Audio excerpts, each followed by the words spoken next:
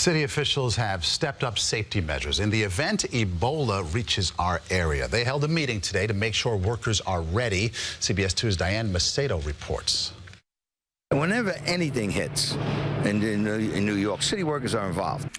That's why city officials say they sat down with union leaders for hundreds of thousands of city workers today to discuss one central theme: what happens if Ebola reaches New York? What happens if my members, the sanitation members, come in contact with a house that had a victim in there of the disease, and we picked up the garbage from that house? Don't you think my members should be tested? There were questions about what to do if a child's at school and vomits, or if you come across somebody on the street as a detective who's been shot dead and isn't lying there in a pool of blood. No matter what the question, the answer from city leaders seems to be the same: we're prepared.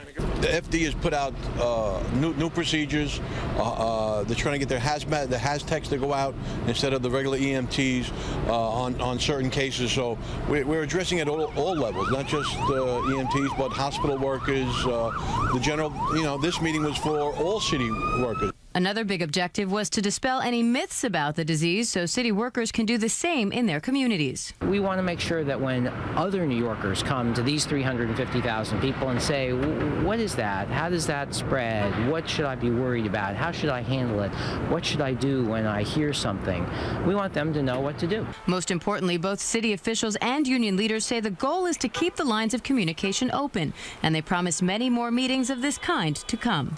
In Lower Manhattan, Diane Macedo, CBS 2 News. And city officials stress this is all just precautionary, adding that Ebola has not been diagnosed in New York, and there is no reason to believe it will arrive here anytime soon.